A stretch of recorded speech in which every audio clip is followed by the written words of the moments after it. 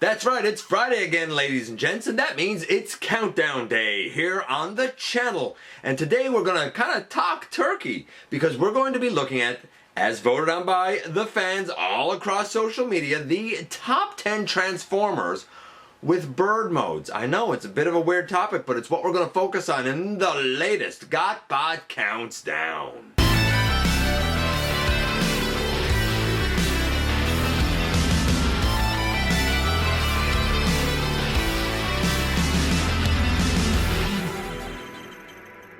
Hey all, welcome back to the channel. I'm your host, your most humble of hosts, Dennis Moulton, aka GotBot. As always, man, please like, comment, share, of course, subscribe, and while you're at it, light them up, baby. And hit that notification bell, please. Helps me out a ton. Lets you know when content of all sorts goes up here on the channel. Check out Machinery of Man, The Everything Factor, Transformers Collectors NL, The Autobot Family, Transformers vs. G.I. Joe vs. DC Universe vs. Marvel, and of course Autobot City Central, as well as all of my social media links. The links for all of those things are down in the description below. If you're in a position to help the channel to grow, you can check us out on Patreon. See what we offer to you through Teespring. You can use the donate link, or of course you can hit the join button right here on YouTube and become a channel member. And this was a suggestion made by Curtis Stryker Prime. I appreciate him making this suggestion. It's a very different one. And he said, look, why not do a countdown of the Avian Persuasion, since we're just coming off of Turkey Day in the US and kind of heading toward the next Turkey Day, since a lot of people sort of have it for Christmas. And I was like, interesting. Transformers that had bird modes. I didn't really know how the voting would go or what to expect, but you know what? We ended up with at least 4 dozen unique characters. I didn't even know that there were that many that had wings, you know? Now, to be fair, I did make this as broad as I could. It is specifically winged creatures, so it's more like bird-like.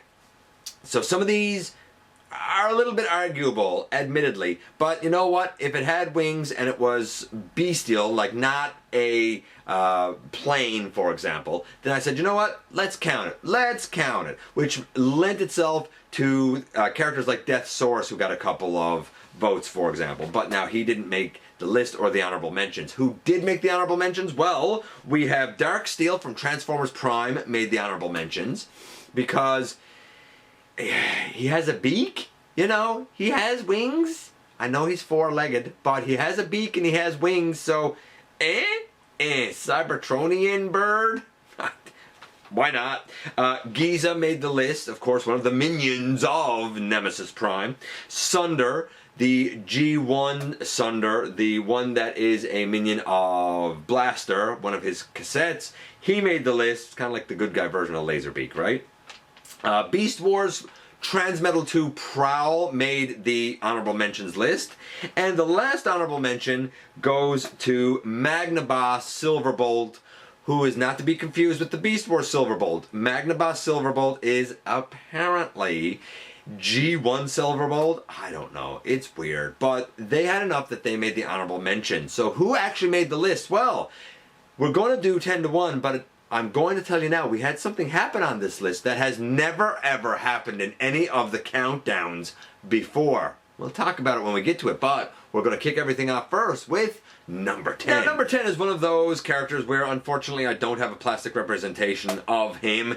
It is the Beast Machines version of Silverbolt. That's why I made the differentiation between the Magnaboss Silverbolt, who apparently is the G1 one with a new body, the aerial bot with a new body, versus the Beast Machines version, which is, I counted it separate from the Fusor from Beast Wars. So the Beast Machines version of Silverbolt undoubtedly is a bird. We all know that. I wish I had him here, but he is a perfect one to be on the list.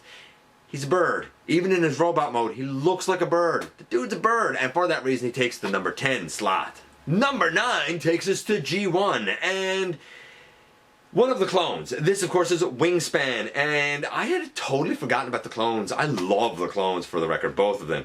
And yeah, Wingspan, he has a great wingspan. He is a quintessential bird, a hawk, maybe, an eagle, maybe. I think he's more of a hawk, but I'm not really sure. Either way, Wingspan is a bird, and for that reason, Wingspan is going to take the number 9 slot. Number 8, again, I don't have a representation of. However, The most recent review that I know of this character was done by Ninja Bill. Shout out to Ninja Bill. And a bird's name is actually in the character's name. I'm talking about Beast Wars Tiger Hawk. Yes, there's tiger there.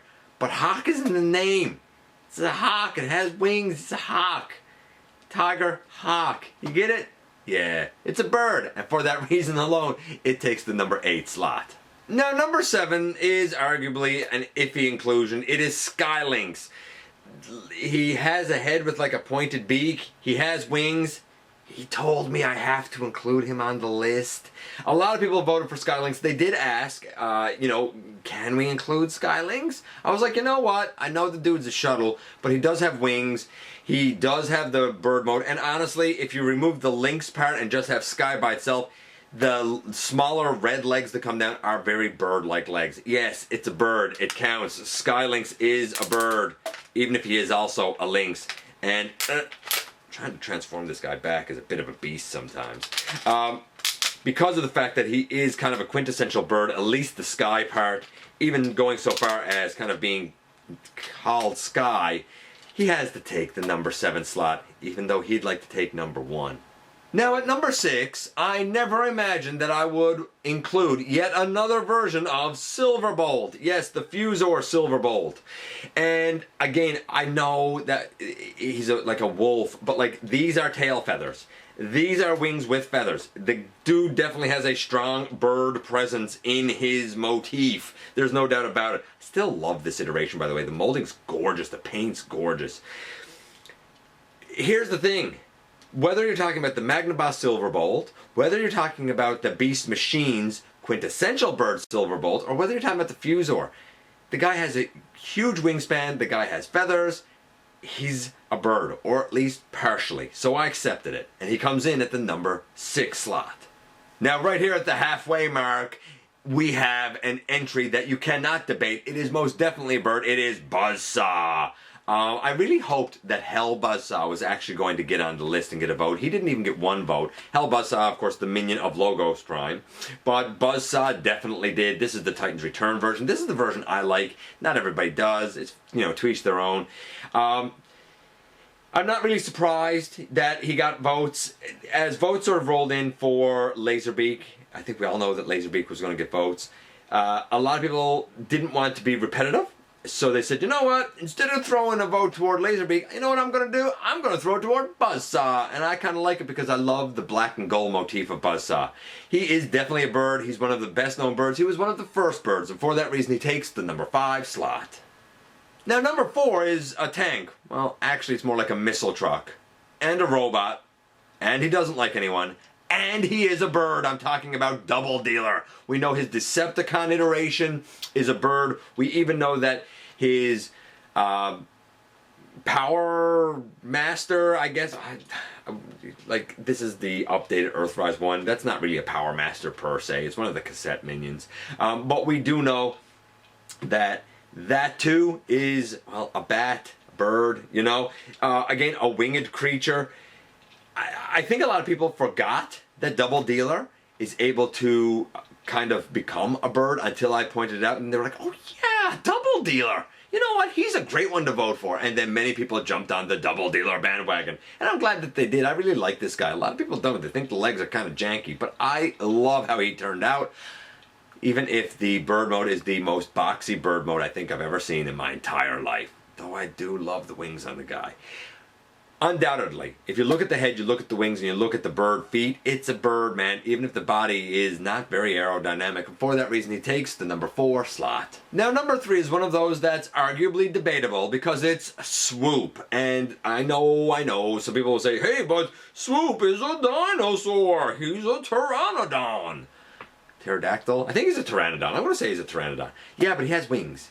He was a dinosaur bird, right? It is what it is. He counts. He flies. He has bird feet. He goes, like he's a bird. He has a beak. It's a bird. I'm going to count him, dinosaur or not. He took enough votes, and enough people agree with me counting him, that he took enough votes to solidify himself at the number 3 slot. And just to present something kind of different, here at number 2, I present to you an arm. It is the arm of G1 Predaking. And we all know that this arm is actually Dive Bomb. look, he stole Swoop's name, because I think originally Swoop was named Dive Bomb. And then he was a bad guy, and he turns into an eagle hawk thing. I don't know if it's an eagle or a hawk. I don't know what sort of bird Dive Bomb is. But I was waiting for people to vote for Dive Bomb. This is the new Unique Toys version. But I love Dive Bomb. I think it's a great character. I love the bird. I don't care what, like, here's the thing, I don't care what iteration it is, G1 or any of the third party or the Power of the Primes one or the Wei Jiang one or whatever.